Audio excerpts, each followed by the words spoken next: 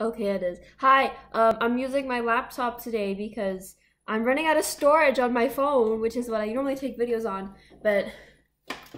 So I'm here to tell you about the things that I do and use on a daily basis to help manage the symptoms that come from having a disability known as POTS, postural orthostatic tachycardia syndrome. It took me a long time to figure out how to say it, and I still don't know if I'm saying it right, but I wish I was joking. But I'm gonna start out by saying I have a whole list of things that I do and use to help me live the life to the fullest. I can do all these things every day, and I have been doing these things every day for a long time. But by far the most important thing that I had to learn was that I don't need to, and I shouldn't have to apologize for being disabled as a young person. I say as a young person because I've noticed people have a lot more tolerance for older people who have disabilities than for young people, because they look at me and they're like, why? You don't need that? But the right people will find you, and the right people will love you, and people's true colors come out when you're sick. They really do. So if people are being mean to you, it's not because of you. It's because people can't hide their true colors around sick people. So you just know that friend you thought was a friend who's now being mean to you. That's not your fault. You don't have to apologize for it, and you shouldn't. These things are needs. It's okay to accept that you have different needs from people. Now that I've said that, I'm going to get into this. So I would say the thing that started the turning point in my life for when I was able to start getting out and doing more things and like enjoying my life and actually having a life and like a bit of a life was when I got my wheelchair. I'm looking at it right now, that's why. So it's just, having my wheelchair has just enabled me to get out of the house. I couldn't before, and I do use it around my house also. Before I wouldn't be able to. It's helped me strengthen my body also, which ironically using my wheelchair gives me more of an ability to walk. Because this is a lot of, you think that pushing a wheelchair all day is easy? Nah, you get muscles from it. And when you get muscles, you can do more things. So, but besides that, I even went to a concert yesterday. It was so fun. My boyfriend John took me, and his friend came with us, and it was just really fun. And there was absolutely no chance that I would have been able to do that without my wheelchair. Like none whatsoever. So my wheelchair has been such a blessing. Okay. And the second one, vitamins. Okay. Sorry. I have my thing of vitamins right here. I kind of take a lot.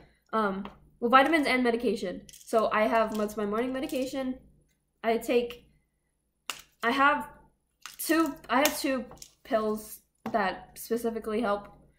One is a beta blocker, which helps regulate my heart rate and stuff, and the other one helps my kidneys absorb sodium. And sodium is really necessary. I'll get into that later, but so my medication, and then the vitamins that I take. I've recently started taking fish oil. I don't know if it helps yet because, yeah, I just started taking it. And then collagen supplements. These help with my joints and my bones, and I've noticed when I take these, I'm in a lot less pain. I don't know if it's healthy to be taking this many supplements, but it helps and all. And then B12. I actually my doctor recommended that I take these, so these just give me more energy. These are good for anyone to take, to be honest. And a multivitamin, self-explanatory, also good for anyone to be taking. Vitamin C. So to go over that again, fish oil, collagen, vitamin C, multivitamin, and B12. These are the vitamins that I take every day, and I do notice a very big difference when I forget to take them. because oh, my microphone just fell.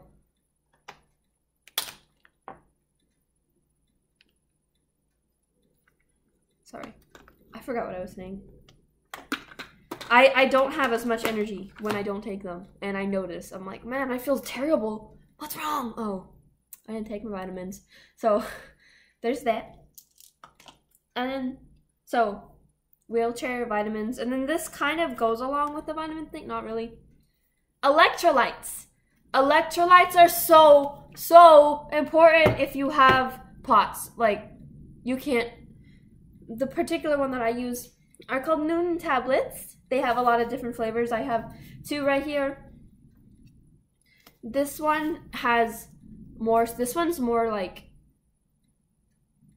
electrolyte, I mean, both of them have electrolytes, but this one's also for immunity, so it has, yeah, I use both. I mostly use the electrolyte one. But sodium is what helps your body circulate the blood everywhere. And if I don't have sodium, I am not going to be able to do anything. I mean, sodium is vital for everyone, but a high sodium diet is like one of the go-to things that people with dysautonomia, okay, POTS is a form of dysautonomia if you weren't wondering. So dysautonomia in general, you have to have a high sodium diet. So I like salt my food like crazy, and I use these. So how you use the Noon tablets? I have my 50 ounce bottle here, which I drink at least 2, sometimes 3 or 4. On an average, probably about 3 of these a day. Maybe 2. I should be drinking at least 3. So you just, they come in little things of 10, and you just put them in your water, and then after they dissolve, you can drink it. These are nice for anyone. They're targeted for athletic people, but it's, yeah. And salt tablets. These have sodium, potassium, calcium, and magnesium. I'm not gonna explain why these help because I just explained it with the Noon tablets. It's the same thing. So water, salt and water, you can't, like, I'm chugging water all day, and you have to if you have POTS. It keeps me from passing out as fast. I mean, I'm gonna pass out anyway, which is why I have my wheelchair, but I can go longer without passing out if I drink tons of water. Tons and tons and tons of water. High sodium, high fluid intake, or like, you can't go without it. Oh, and this one's really cool, my Fitbit! So I can check on my heart rate like at any time that I want to. Which is really nice because I don't have to guess. Like if I'm feeling bad, one of the first things I will do is check my heart rate. Is my heart rate high? Yes, it is. Okay, I'm gonna go sit down. If it's not, okay, it's not high, then what else is wrong? But usually it's because my heart rate is high. So my resting heart rate is about like 70. Right now it's 85 because I'm talking a lot and I'm sitting up. I've noticed most of the time when I'm sitting and like not laying down, my heart rate will be around 80 to 90. Anything in the 70s, it's like, oh, yeah, yay. But it starts to get in what I call the danger zone when it gets above 85, and once it gets near 90, that's when I start having a lot of problems. Anytime it goes over 100, that's when it starts to just get downright painful. So this helps a lot. John, my boyfriend, will just like randomly like look over and click the thing, and he'll like check my heart rate.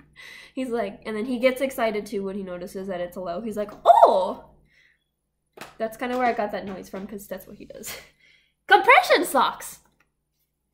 When you have POTS, like I said, your blood does not circulate. So I cannot like walk around or anything at all without my compression socks. And these aren't the cutest. I don't like these. I do have some cute ones, but they have different levels of compression. Since I've started to use my wheelchair, I use the 15 mil, I don't even know, like the 15 ones, which is the lowest. I used to use the 30, and sometimes I would but it's not as necessary after I got my wheelchair. But I still always use the these are a lot more comfortable than the other ones too. These are cotton. They're very helpful, and they keep my legs from hurting. I mean, they still hurt, but they help with the pain. Protein, nuts are awesome, because protein is like so important to me. I don't know if this is like everyone with dysautonomia or just me. I mean, I'm sure there's like some other people who find it helpful, but for me especially, I don't know if this has anything to do with hypoglycemia runs in my family. I don't know if there's something to that there, but protein, it just gives me the energy to do things, and it just makes me feel good. Plus, nuts are easy for me to digest. I don't like to eat a lot of meat because it's hard on my stomach. Nuts give me the protein. I do eat meat, but I try to not eat a lot. And then I also eat a gluten-free diet, which has helped a lot. And instead of eating 3 big meals, I eat like several smaller meals throughout the day. And the reason for that is because with people with POTS, symptoms tend to worsen after eating a meal. Because once you have food in your stomach, the blood has to go to your digestive system to digest your food. If there's more blood in your stomach, there is less blood in your heart and less blood in your brain. Fun! Which is why it's easier to do smaller meals as opposed to like... And these two aren't exactly like medical things, but having downtime. Making downtime a priority and not being apologetic about it. You need to rest.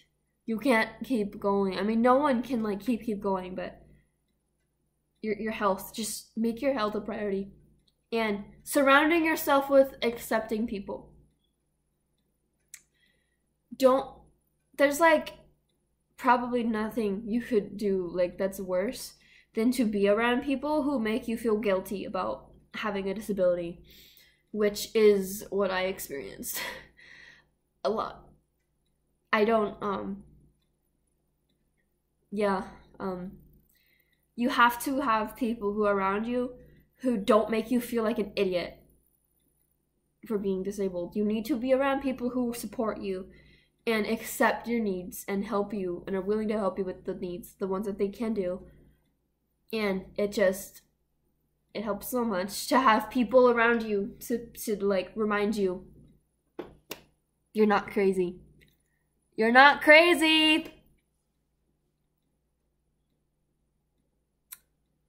I mean, I'm crazy, but not because of this. So, I think that's about it. I'm going to do a video explaining more because I realized I haven't like actually explained what it is that I deal with, because I don't know how. And a very important thing. I was inspired to make this video because I watched a BuzzFeed video right before I made this from the Try Guys, who are actually very famous and very popular. And apparently one of them has an autoimmune disorder. I don't have an autoimmune disorder that I know of, but the point is he has an invisible illness and he has begun talking about it openly.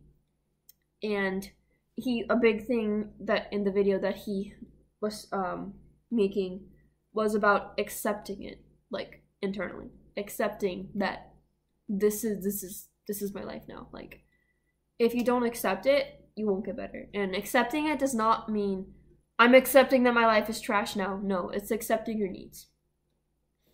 So I'm going to put a link in the description to his video, and it's definitely worth looking at.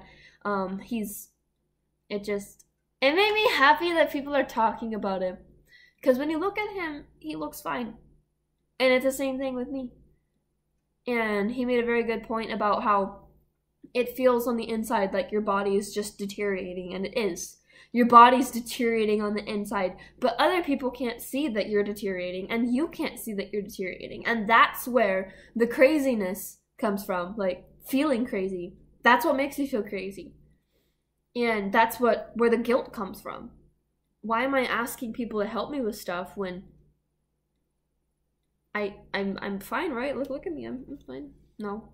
Just because someone looks fine doesn't mean they are. Okay. Okay. I'm gonna go now. Bye-bye!